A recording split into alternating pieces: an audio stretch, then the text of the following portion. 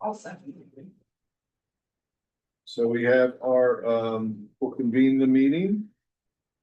First order of business is to review the minutes of July 21st. Hope everyone had a chance to review those. Can I have a motion to approve, please? Motion. Second. All right, all those in favor? Aye. Very good. All right, so I don't see on the agenda, Sarity Partners, where is that happening? Should we do that first? Should we do that first then? Sure. We have invited guests. Sure. Invited guests, but welcome. Nice to have you again. See you. Thank you. Same people, different moniker. I That's like it. right. Happening. Love it. Thank Well, you. You know, and there's, you mentioned there, I know we don't. Fast. Yeah. But if there's any questions about our merger, happy to answer them before we kind of. Oh, before? Okay. Or. How's it I going? think it's yours. Any issues? Oh, great. Good. You're good. Yeah. Is there anything that we should be thinking about from a client? Anything you would think we should focus on differently, or issues that have come up, or themes that have been up in the other meetings, or anything like that? I think the main thing is, as I was telling, John, wherever you are, Yeah. that, the amount of new resources to us, like. Yeah. We have to get our arms around what's available to us, which may or may not have any relevance for our relationship with you, so, but it may, so we may be able to bring.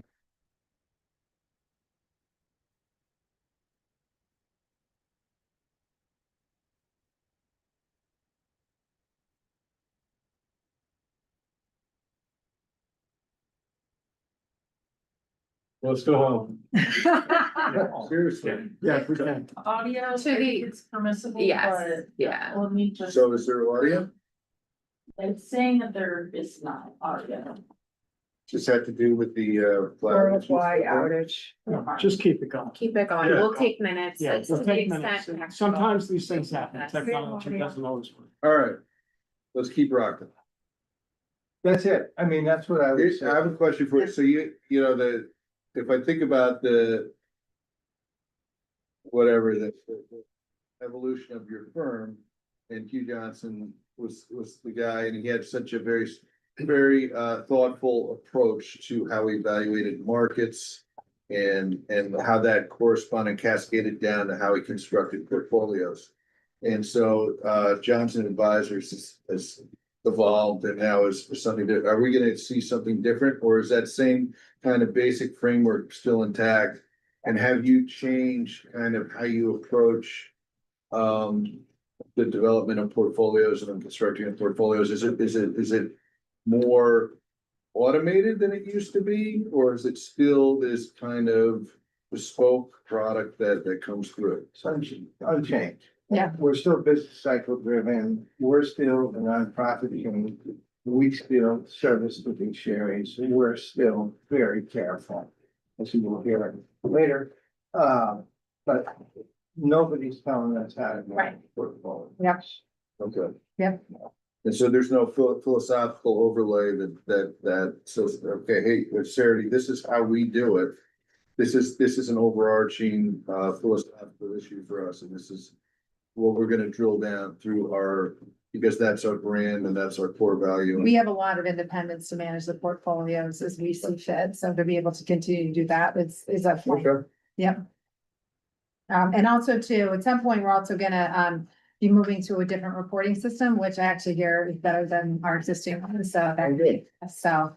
And also too, and I know, Andy, you and I have spoken about this before.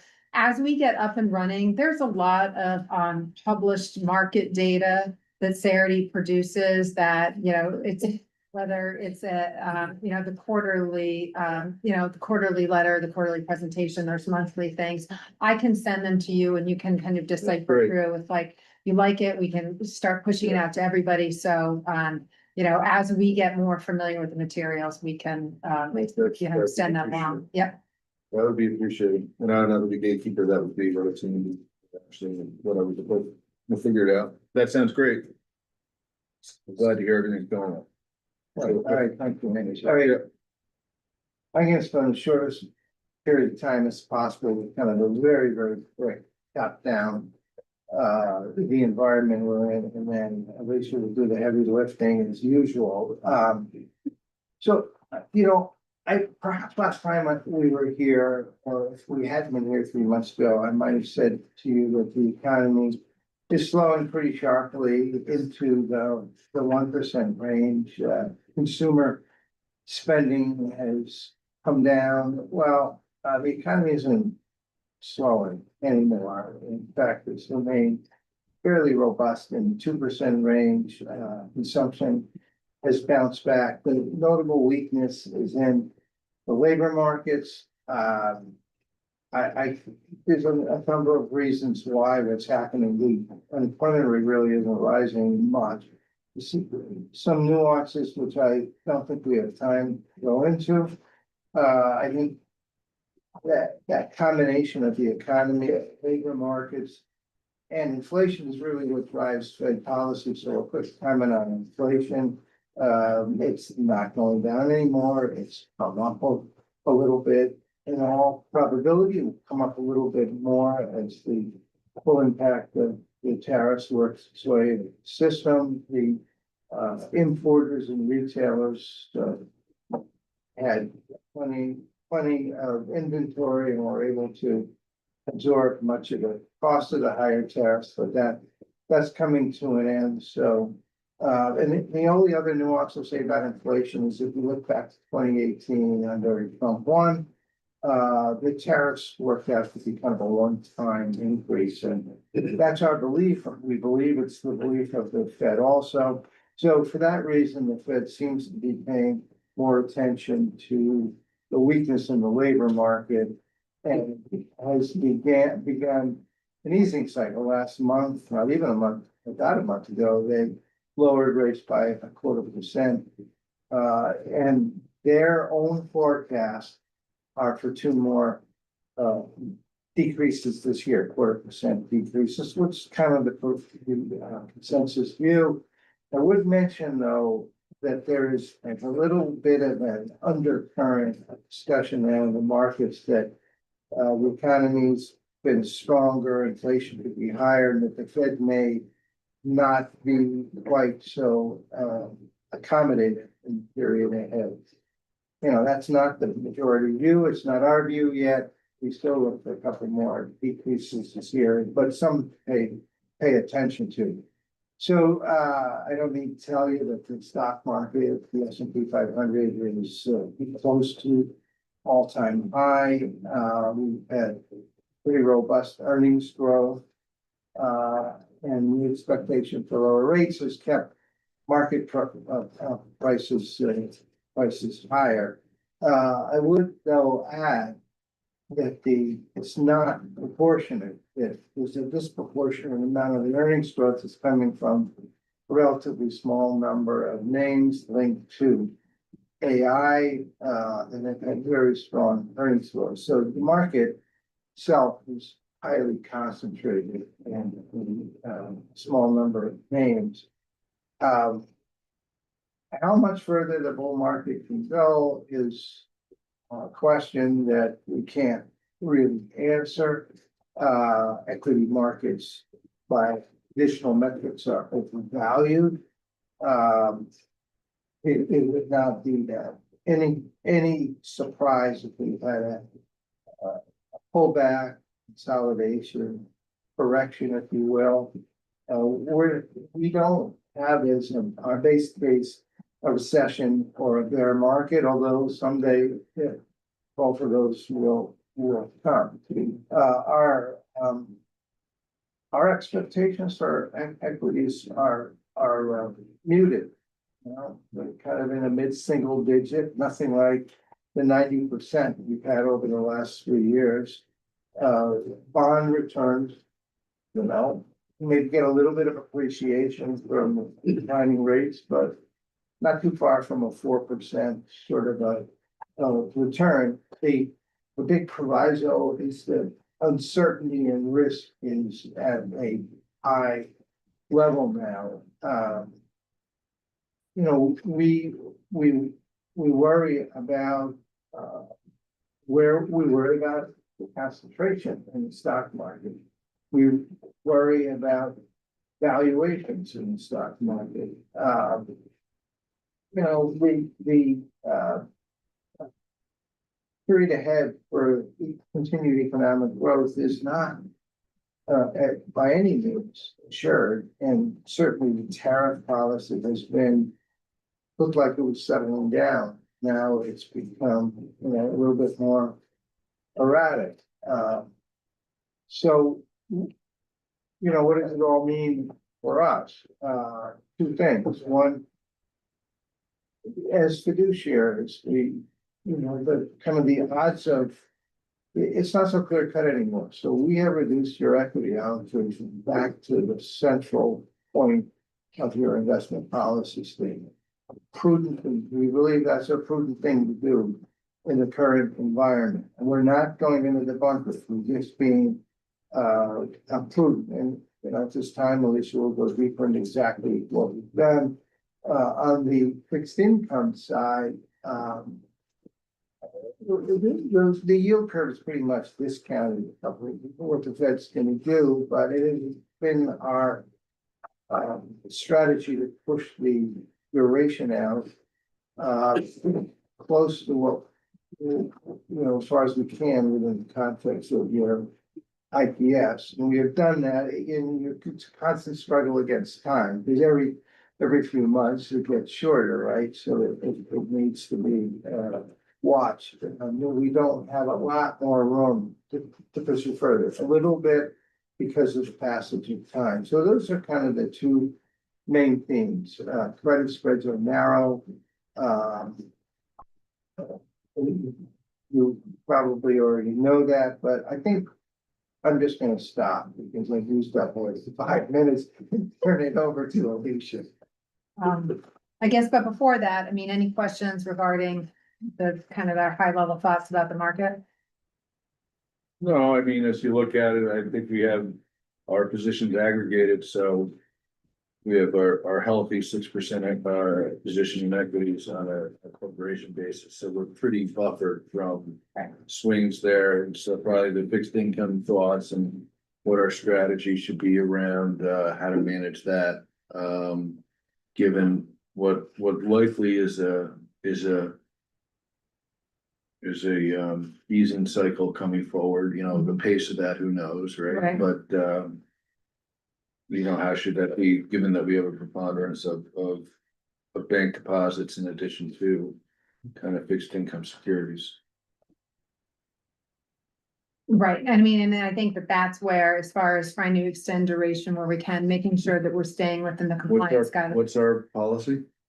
Well, the actual, as far as the duration of the portfolio now, I think if you look at it in aggregate, I think we're at about 1.61, with the idea that the liquidity portfolio is much smaller. I mean, that duration is like 0.3. So obviously the offset on the reserve account is a little over 2%. But with the 2 years. yes, so, or sorry, 2 years.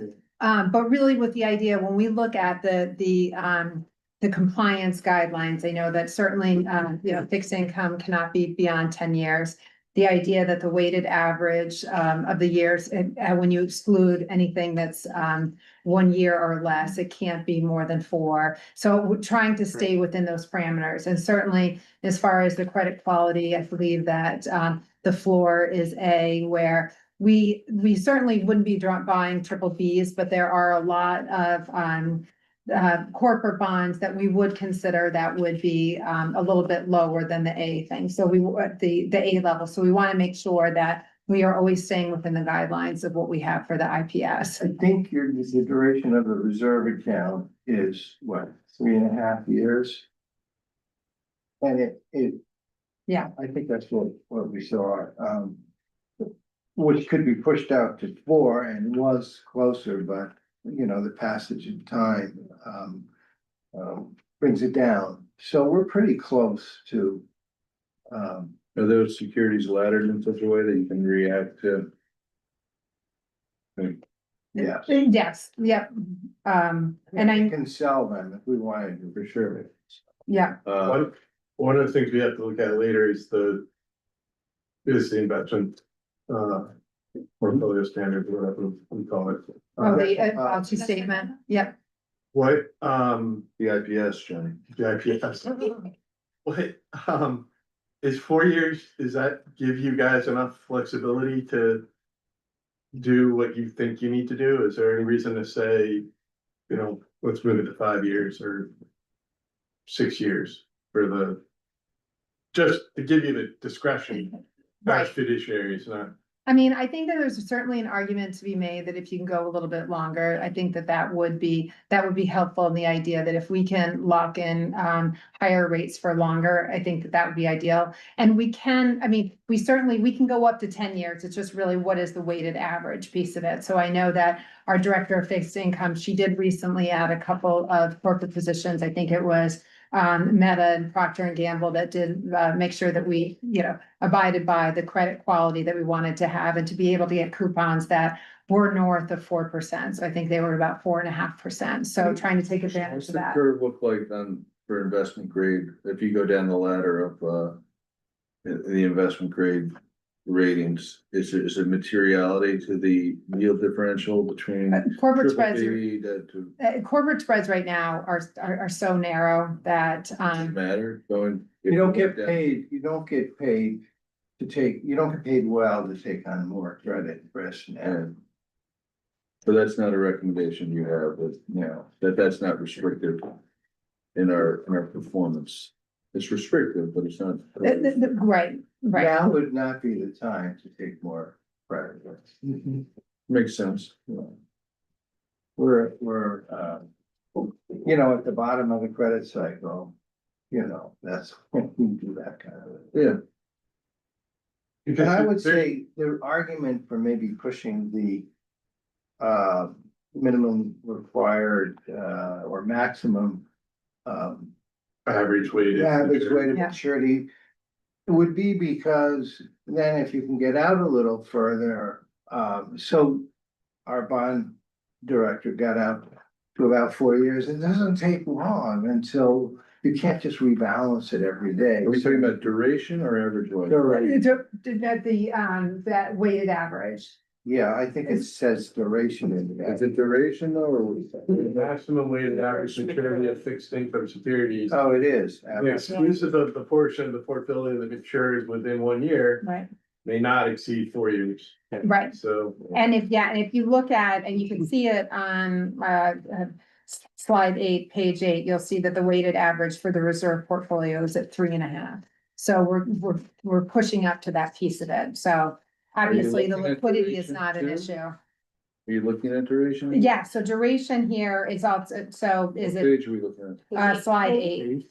Slide 8, yeah. Yeah, so this slide 8 really is just, it's the compliance guidelines, so certainly making sure within the IPS ranges as far as the allocations with the different asset classes, you know, equity detail, and then over to the right, the fixed income detail, showing the, you know, certainly by reserve liquidity and in total. You know, I think the duration is understated because it's probably includes in treasury bills. Mhm. There shouldn't be that wide of a differential.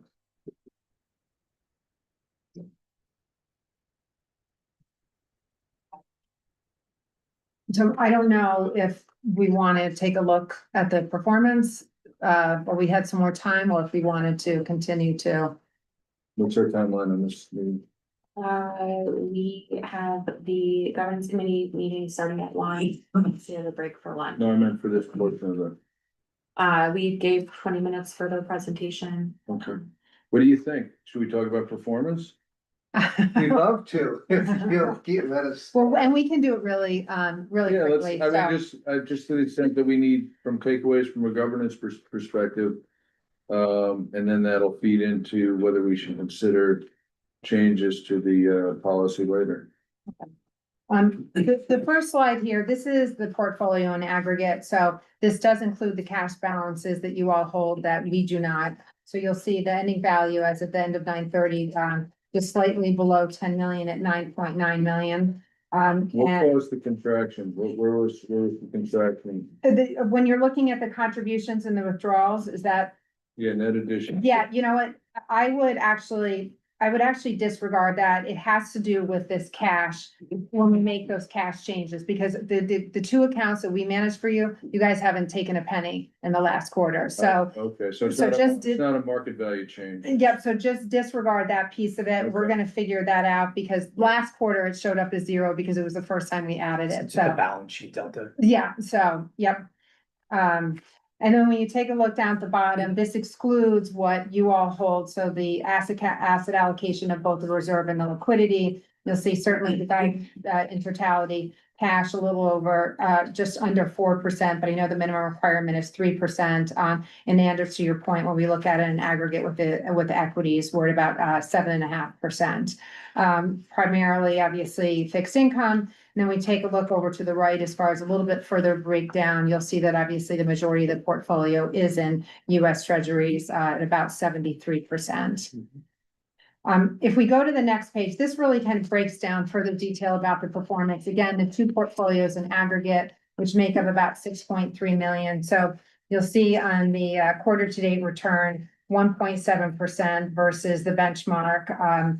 And you'll see year to date, the portfolio is up almost 5%, last 12 months, a little over 5.2. Again, in all three time periods, beating the benchmark. You know, cash, obviously, we know that the rates are coming down, so when we take year to date, the cash is up about 3%. Fixed income, about 4%, in line with the benchmark. US equities, you'll see certainly, as Bob had mentioned, it's been a strong year so far, so through 9/30, our portfolio, our strategy was up about 15.6, while the S&P was up just shy of 15%. And international equities, which has been an absolute tear this year, you'll see that about 27%. So in aggregate, rolling up to about a 5% return year to date. When we take a look, the bottom left, the fixed income ratings, you'll see again, very high quality, in line with what the compliance guidelines are. To the bottom right, the fixed income distribution, as far as certainly what is maturing within a year and the different timeframes. So again, making sure that we're within the guidelines. And I believe that the guidelines say that that the portfolios that have to be within that have to be under a year, I believe that that number is 25%. So, Yeah. okay. What's in the Bloomberg Barclays Fund? What's that hold? Is that all government? It's government and credit, but so unlike the ag, it doesn't have asset backed securities, it doesn't have mortgage backed, so it's, and then that breakdown, I think, is about 65% government and about 35% credit. And then the next few pages is really just breaking up the performance by portfolio. So you'll see on slide 4, this is the reserve portfolio. This is the portfolio, of course, that does have the sliver of the equities. As of the end of 9/30, you'll see bottom left that the equities were a little over 9%. As Bob had mentioned, we actually dialed that A down. little under 9. We've dialed that down in the beginning of October to make it more closer to what the benchmark is. So again, just really to be prudent. When we look at the performance for this specific portfolio, obviously, you'll see, since this is the larger portfolio, it's about 70% of the assets that we hold. You'll see that year to date, this portfolio is up a little bit more than 5.6%, almost 2% for the quarter. And when we take a look at it, you'll note, you know, both gross of fees and net of fees are reflected here. The benchmark that we have, that is the one that does have, you'll see the slice of the S&P 500, about 7%. And when you see the second benchmark, and this is really for reference only, just had you not had any equities at all, really what the performance would have been. So we just thought it was a good, really a comparison to it. Up on the top section where it's blue, so after you see the return, gross of fee, net of fees, the first line where it says HB, which is historical blend, the 7% S&P 500 93, that really is what we measure to, because that's reflective of your portfolio. But the next one is really for reference only, and that just shows you really the difference between those two benchmarks about not having, you know, if you didn't have any equities, and it just really what that performance was based, so obviously having that slice, that sliver of equities has been additive to the portfolio. Yep. And then the bottom right, again, just really the diversification. In this case, this portfolio has about 67% US Treasuries.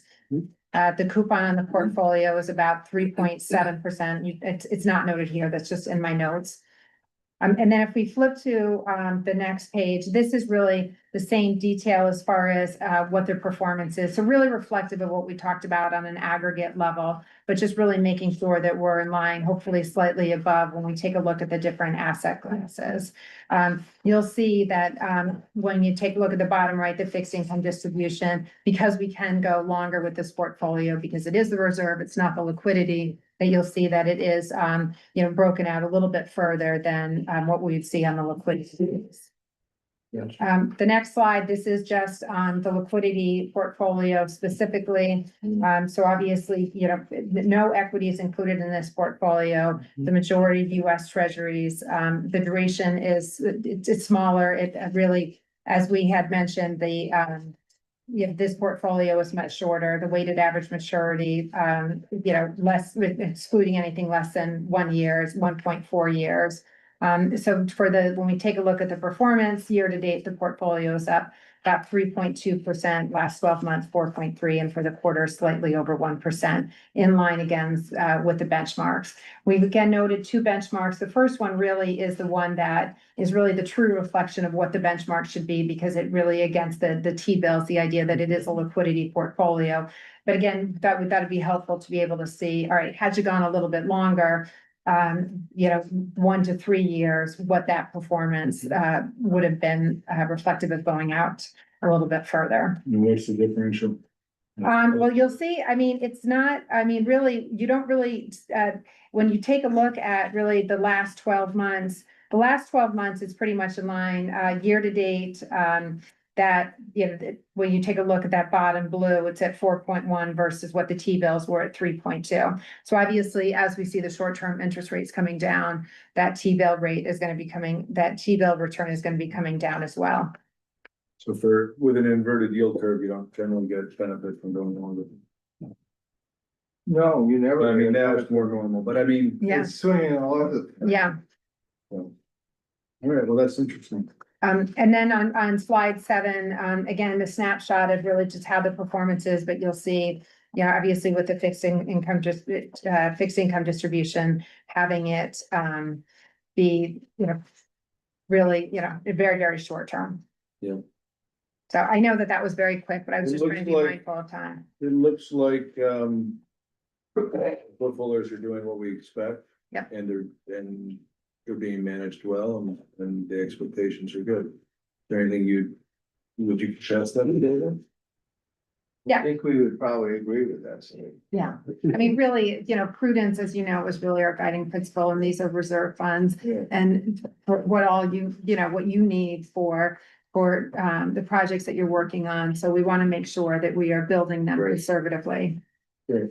Any other questions for? Are you guys coming in tomorrow too, in the morning? Not that we know No. of, but I couldn't remember if I saw that on the agenda or not. We have the investment review on the agenda, but didn't ask them. to Okay. price the meeting.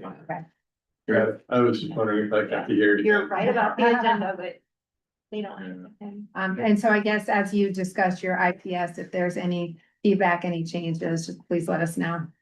Okay.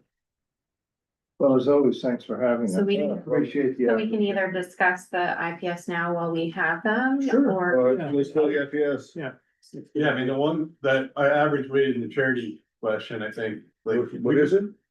What's your average weighted maturity? Right now, it's for For the stuff over 1 year, It can't can't exceed go under more than 4, Yeah. right? which has constrained them from making, a better investment decision for us. ABO doesn't have like any specific parameter. Not for us, not at the local authority level. These did go, and I know we worked with Bob and Alicia probably 2 years, 3 years ago, we had some changes. But but they have not changed in a few years. I mean, the goals, you know, when you look at the purpose on page one, this is very conservative, as we've talked about a number of times here. And to be fair, that when you, although the ABO or the controller doesn't get down into local authorities' investments, that's the tenor at all the state agencies that do have regulations like this that are specific to them. I mean, it's a very conservative world that public authorities rest in.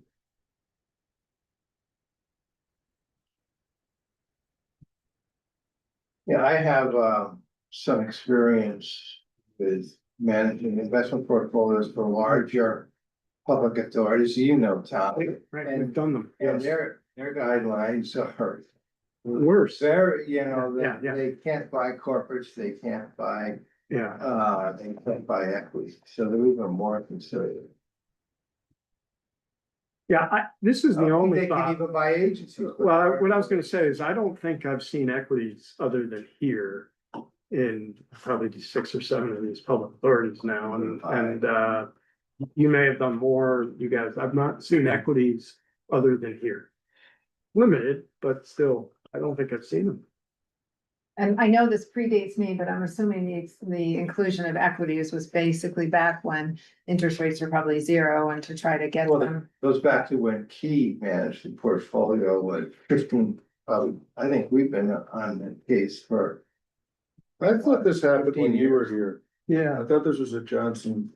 I don't I think so. think it was a Thank board God. driven. Pushed it. No, I get it, but And- I thought you guys were managing the monies at that time, but maybe I'm Oh, wrong. 09. I don't know. 09. I think interest rate risk is real. Yeah. And. Well, I don't have a huge appetite for it personally. Right. So I don't know, I defer to the committee, but Saying don't mess with the average rate of maturity. that's not the point of a portfolio, it's right, yeah. It's not, it's. Like- What do you recommend? What do you see in other public authorities doing?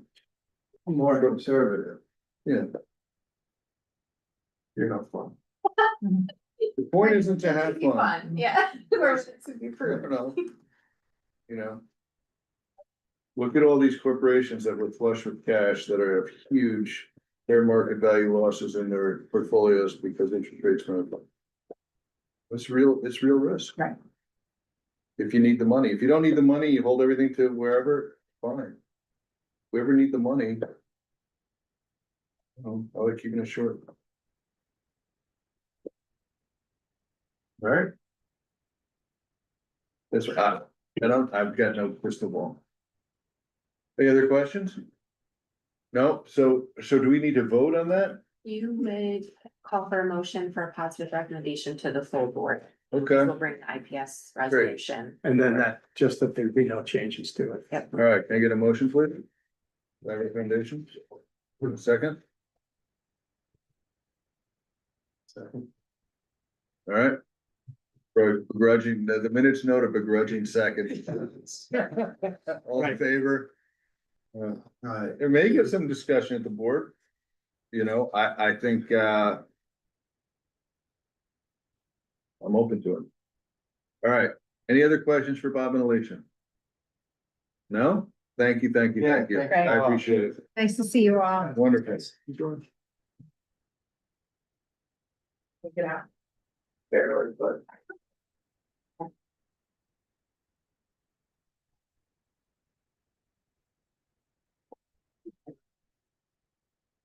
Good to see you. Thanks for having us. Bye, everyone. Take care. Wonderful. All right, now let's go to the quarterly financial report, page 5. We have a nice memo. Thank you, Chair. So if everyone can direct their attention to pages 5 through 12, there is an explanatory memo. The income statement, balance sheet, statement of cash flows, and then the budget versus actual. I'll step you through it. What the memo doesn't cover, I'll try to, but please stop me as needed for any clarifications. Again, this is summary narrative for the period ending 9/30/25. Capitalized Albany continues to demonstrate stable operating position with year-to-date results exceeding budget expectations. As of 9/30, net income before depreciation and program activity totaled approximately 102,000 compared to a budgeted deficit of 326,000. A positive variance of more than 428,000. Total revenues are approximately 1.66 million, while expenses were held to 1.56 million. Revenue performance year to date, we're 11% over budget at that 1.66. Professional service agreement income, 495,000. Slightly below budget, but that's just a function of timing. We have an overperformance in investment and interest income, 349,000. Loan interest income and real estate income are kind of we'll aggregate those. We did have a favorable bad debt recovery earlier this year, which allowed us to recapture some Who's interest that? income. That was Jonathan's Pizza. That was fully paid off and all interest collected. And then the real estate income is a function of some renegotiation by Ashley of some existing leases that have resulted in a favorable variance to budget. Membership and event support down slightly, but again, it's more seasonal oscillations. And then grant contribution income approximately 691,000, driven by active grant reimbursements. Expense management, we are 20% below budget at 1.98 million. Salary and fringe, historically kind of a loss leader on the expense management side. We are fully staffed right now, and you know, a lot of that is kind of seasonal, bringing staff on mid-year. But again, 188,000 below budget. Professional fees, 256,000, 8% under budget, lower than expected legal and consulting costs. Admin expense, close to line with budget, 134,000. Occupancy costs, again, we continue to closely manage the building expense levels, 19% under budget. Again, the aforementioned bad debt recovery, and then the event and marketing expenses exceeded budget, mostly due to some mid-year promotional activity and outreach, and then partially a result of call it misapplication, but a kind of a roll forward of some of the annual event expenses to 25 from 24, just as a function of when they were received. Program and project activity, total approximately 386,000, well below the prior year period. But again, this is kind of a return to normalcy operationally with respect to grant receipts.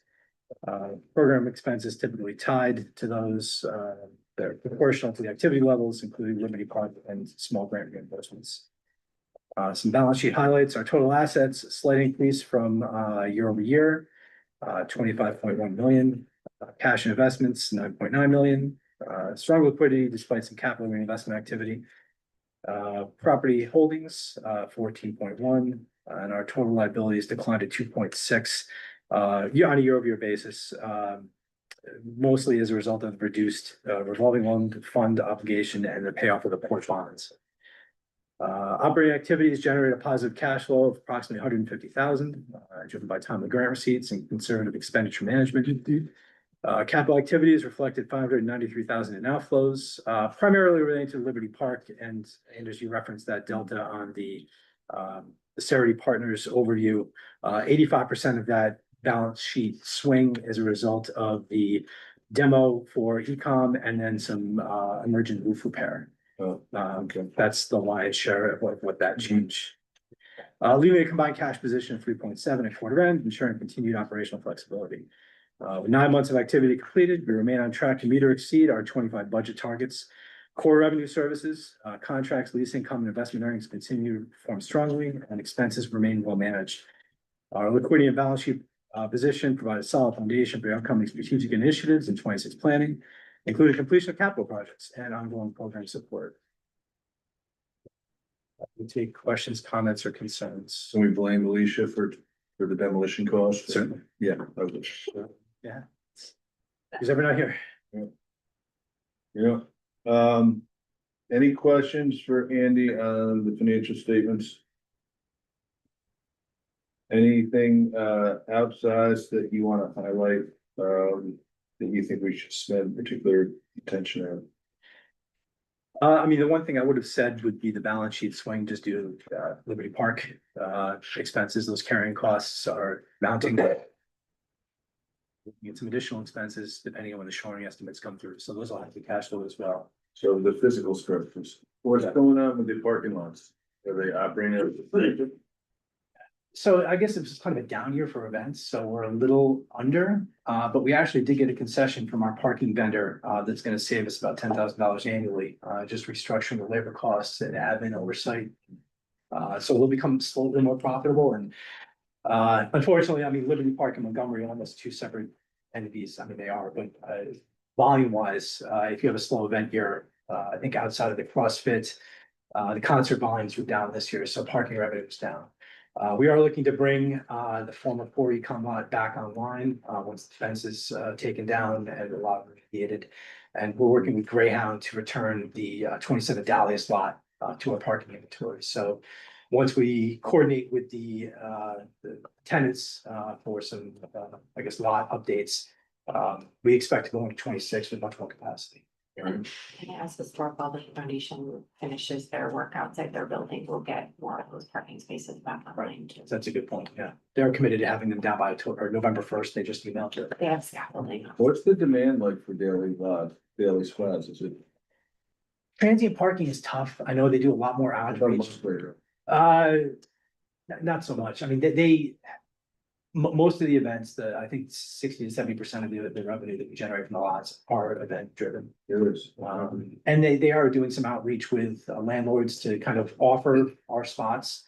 We have talked about incorporating the, like, kind of thing, once you spot hero nationally, things like that, just getting us up on these parking aggregators. We have less control over rates that way, but we are looking to expand the revenue generating capacity for these lots for as long as we have it. And while we can't necessarily add spots in real time, we can control the costs. So we did get it's really an immediate concession for them to adjust their staffing model and manage their expenses. Are we maximizing the spaces available in the? So we did, to Ash's point, we did get a license agreement from Historic Albany. That's really the only lot that we're unable to kind of maximize the spaces, but they are paying us. I mean, they're a pure nonprofit. We didn't, go all out for the revenue concession on that, but we did get a license fee that took us through the initial period and then the extension to October 31. So we are monetizing those spots, but probably not to their best and highest purpose. Working with Greyhound on returning the lot that they had under license agreement that they haven't been actively using back to potentially use for last to be able to add that into the parking. Yeah, it's immediately adjacent. It'd be a fantastic opportunity. What's our total number of parking spots we have? That's a takeaway. That would have to get over. Yeah, that I probably in last report, but I don't. It'd be interesting, I don't know if it's for this, just to see some operational result. We have a lot of revenue now tied up in parking. And to understand kind of what the demand is. I haven't thought about it, but is it seasonal? Is it? I imagine the monthlies have been decreased because of the last ball breakers.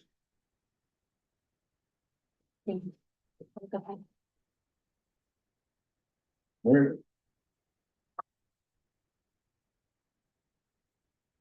Any questions? Does that require an approval to approve, recommend it? No, No? The review by the committee of the board. reported out. That's all that the finance committee reviewed.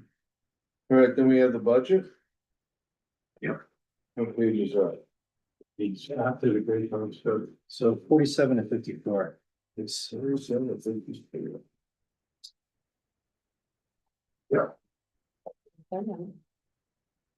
So we have a summary memo of your consideration, a draft budget summary, the full-blown detailed budget summary, and then the Paris report that's currently uploaded in draft version, pending certification and submission.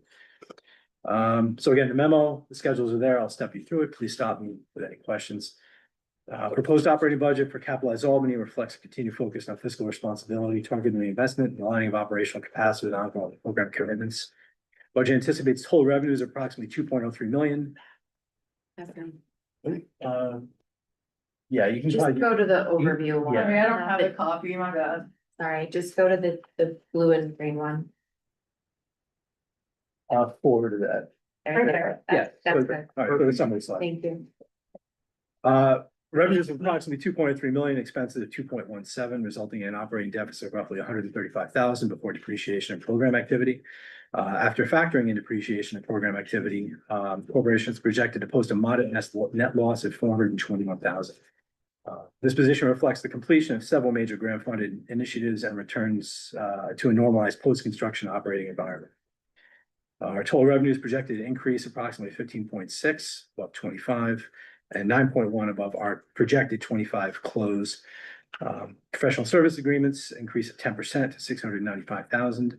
Investment interest income, significant increase. And again, we have a pending bank relationship review to share with the committee, but as mentioned previously, we were able to renegotiate our hard earnings interest with the current cash management provider, significantly increasing our posted monthly interest, and it's going to be accretive to our annual income.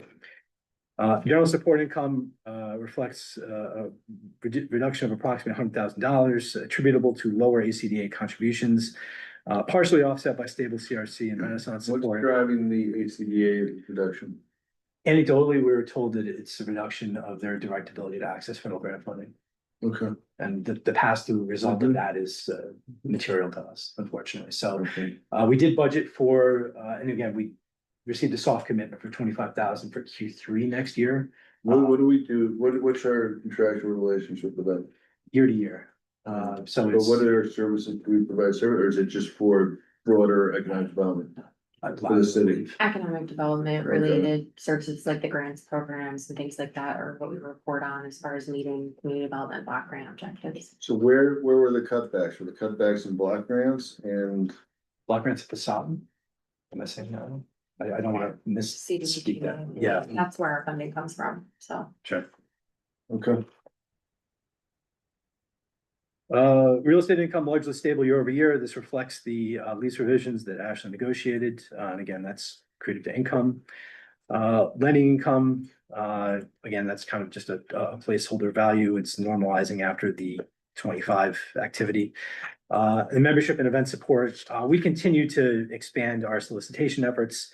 We went a little slightly more conservative next year at 32.5, consistent with our expected sponsorship patterns. Expense summary, again, 2.17. It's an increase of 11.5 over the 25 budget and 35% over the 25 ending projections. Salary and benefits up modestly to 1.36, and that's reflective of finally having a full year of expected full year of our staff. Professional fee increase 36%, driven by anticipated legal, accounting, and technology service costs, including professional services and IT upgrades. Admin, again, this is kind of a soft value until we have our insurance renewals.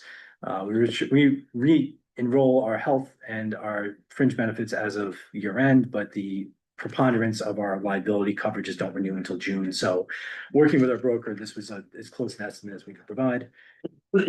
Occupancy, again, we are focused on cost control for the building here, 58,000, membership and events.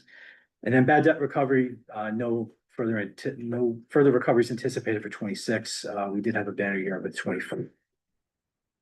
Depreciation program activity projected modestly at about $287,000 due to the inclusion of the Clint Market Collective and other property improvements. Programmatic activity, historically a major driver of our mission expenditures, reflects the wind down of significant construction phase funding. Again, it's just a function of the oscillations of our business model here. Program revenue is down 1.27, program expenses approximately 490,000, and net program income essentially a break even compared to 797,000 last year, the preponderance of which was the receipt of the ESD grant for Clinton Market. That makes up most of that. So after all the adjustments, our 26 budget anticipates a net operating loss of approximately 421,000. Compared to a net projected surplus for 25 of 778. Again, 750 of that was due to the grant receipt. Shift reflects the scheduled completion of major grant activities, rising insurance and compliance costs, and conservative projections for the current revenues. Despite the temporary decline in bottom line performance, the budget maintains healthy liquidity and reserves, supporting our ability to continue our core mission of facilitating economic development and strategic real estate initiatives for the city of Albany. Sorry, that was a lot. Questions? So we're on the cusp of, if we were going to, execute one of these, responses to our RFP, when would that occur and how would that affect this? It wouldn't affect the income projections, because the rates are substantially similar across all portfolios. Again, not knowing what the FOMC is gonna do in the Would next they 90 get days. control of the properties or, yeah? Oh, we're talking about, I'm sorry, Liberty Park. Liberty Park, excuse me, jeez.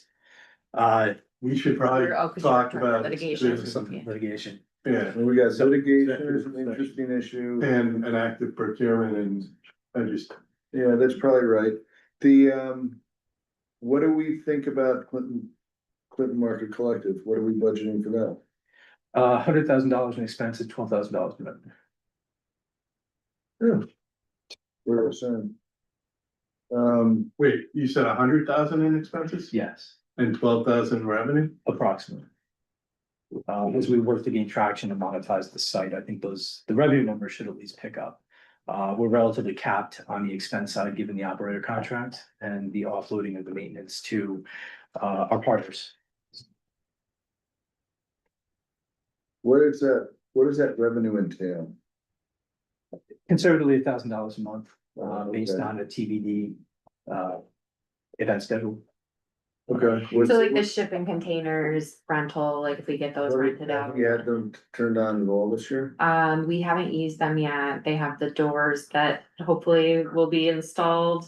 So they've got Is it code long? clear, they're electrified, everything is fine with the city. The last piece of this is going to be the replacement of the service windows, the heavy swing up doors, with some concession, windows that are. How many events does that entail? $1,000 a revenue? Really function of what the operator proposes for 26. I mean, weekly, Is For the sure. operator the bid? We don't have a contract with them for next year yet, but that is anticipated to be the direct. So that's gotta come through to the board at some point. So that was a 1-year temporary event? So they are currently, we have a current contract with them under review, should be signed in the next day or so for year end. From basically midsummer until year end, and then they'll want a new contract for next year.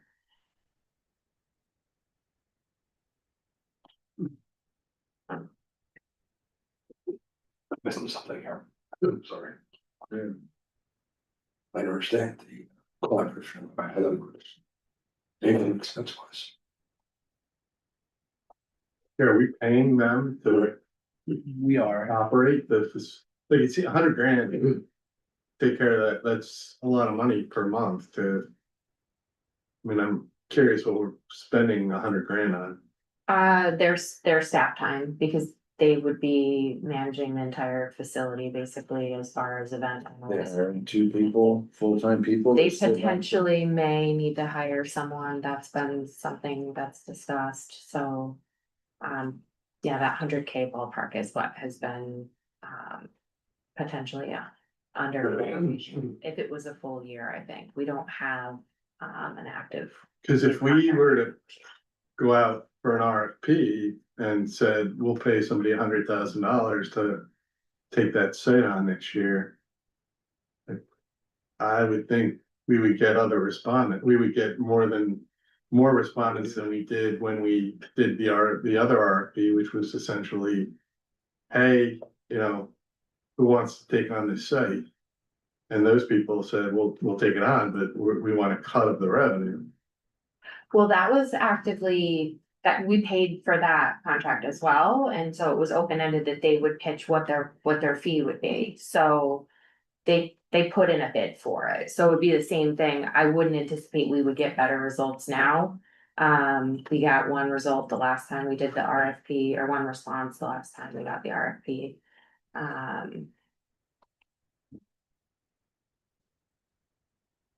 I guess if we put a price out there, maybe that would change things, but I don't think there's a lot of Are you better entities out there served clamoring. Managing it in-house? We would have to hire, so that, I mean, that could be a conversation, What do they have to do if they're running no events?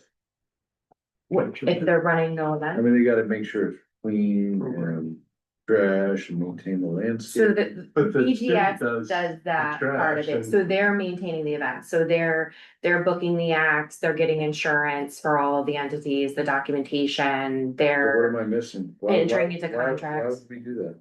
Why would we pay Right. someone $100,000 to generate $12,000 in events? Why would we do that? It's not $12,000 worth of events, it's, It's a revenue, 12,000. Yeah, yeah, how many nights on is it turn, I'm into, Yeah. I agree with you, I'm Yeah. into turning it on, getting activity. Maybe, What's the benchmark? So what's the benchmark of success that we think? How many nights it turns on? I think, Maybe this is not a finance committee discussion, but yeah. it seems like it needs more thought around what are we doing? I mean, we lease Quackabush to, or, you know. The Old English pub building to someone and they pay us. And they're off and running and it's a asset to the community and. We make our small amount, but it doesn't cost us anything. Why can't we do something similar with Clinton Market? Just say like, hey, come take it over. Pay us $2,000 a month. We'll make. So here, everyone wants us to pay them to take it over, though. That's the difficult hill that we're at right now, which we knew we were gonna be at. I think we didn't. When we constructed this, I think the goal was for the city to take over operations. That has not been the case. They've taken over the MOU for, or like the operations and maintenance side of things. But this was always going to be a net negative for us as an organization to run. We need to close the gap, but I think the goal currently has been to activate it as much as possible and get momentum and positive momentum there to try to turn the tide, to find somebody that wants to Chris, how activate many it. events are we having there? And then, does it make sense to lose $90,000 a year for those events? Or can we spend $90,000 somewhere else? You know, because if we didn't have any events, it'd be just a very nice place to sit and it'd be clean and well maintained because the city does that. Right? So I think the 12,000 doesn't consider the potential for those containers to be rented out separately. That's revenue. So I think if we were able to populate those with a stable vendor account for an extended period of time, and I think Not that much more. it's I mean, it's, more. it's more. I think it is, all of these are great questions. This is entirely the predicament of us running Clinton If Market it's not Clark. economic This- viably the as pinch a point. business.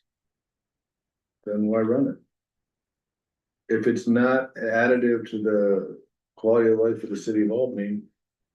Beyond this, if we don't, you know, there's no point spending $90,000 to have someone not run events there. Well, they are running events there. I think we're paying for the activation of the facility. We're the ones taking, this organization is paying for, you sort of taking the brunt of hitting and getting it activated. And so if that's not something that we want to do. So moving if they have forward, an we should have event that there, is conversation. there any revenue that comes from that event that's held, or is it? No, so our deal It with, depends on the event. Like some things that we've managed directly, we've had modest, well, do you we know. manage events directly? we were in the interim in between. In the next year, are we gonna manage events directly?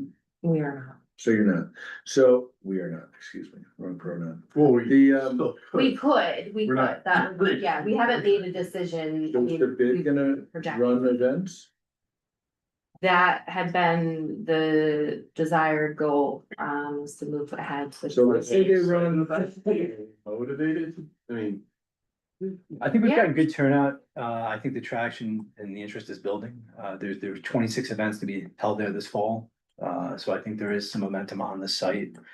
So what happens at that event? 26 events, is that a revenue event for us, or is it just net? So it's, we spend $90,000, you get 12,000 back, 100,000 for expenses. Right? They maximize it to the extent they can make money in that paradigm, they do, right? Mhm. Are they making money? No, not currently. We haven't had a ticketed event yet. The holiday market will be ticketed. Those will be vendor tables. I thought they would make money selling beers, food, whatever. So, you know, some of this we should probably do an executive session, but the mindset currently at the city level has, and that's been some of the conversations that have been talked about with bid, is that when you activate these types of things on the upfront, a lot of what has been talked about publicly is that you have to spend money to get the momentum. So we are definitely spending the money, and getting the momentum, and I guess this is a larger conversation of, do we want to continue to spend that much money to get momentum? Yeah, I'm curious, should we talk, has anyone talked to the convention center and the visitor tourism bureau folks who? Like Discover Albany is involved in various events. They're at the announcement last week for the holiday market, so they're engaged on this. I don't think we haven't talked to them about, you know, Like, running it or taking whatever, over, but everybody like that. has staffing issues as well, so they're low staffed. I'm on their board as an ex officio member, so I don't think they would have the capacity to do that either, but we can chat.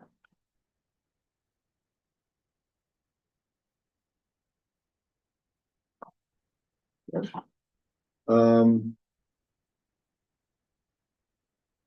All right, so we'll take the other questions about kind of programmatic impact. on Liberty Park. Yeah, that's the other thing is, you know, we make $200,000 off of Liberty Park parking lots right now annually, so if whatever happens with the potential disposition of that site could have I mean, we could lose some of that revenue. In return, we may be getting revenue, so. For that. Yeah. We should.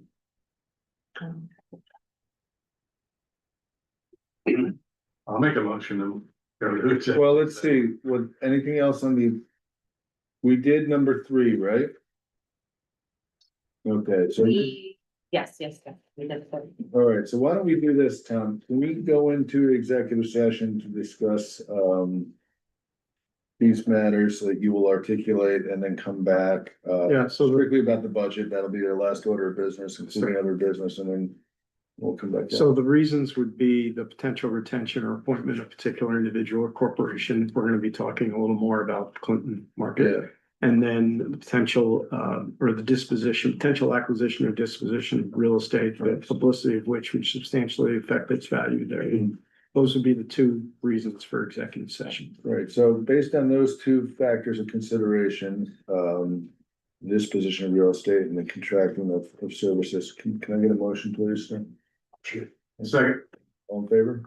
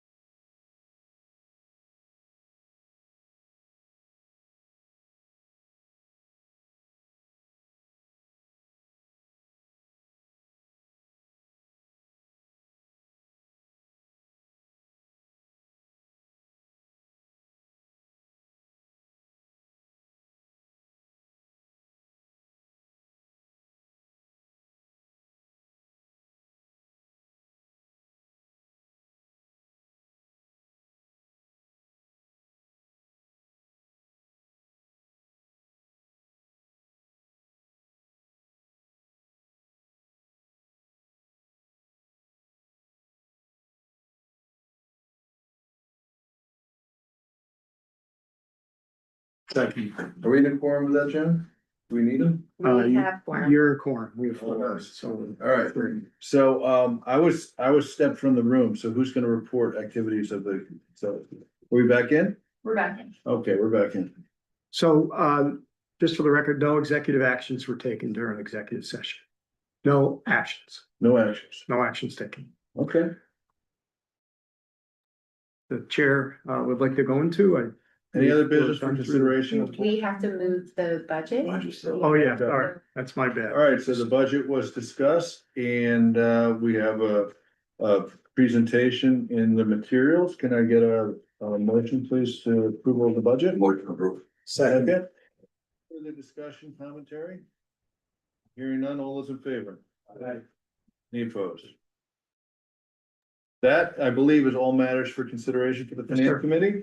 A motion to adjourn? So moved. Great, second. All in favor? Aye. Thank you.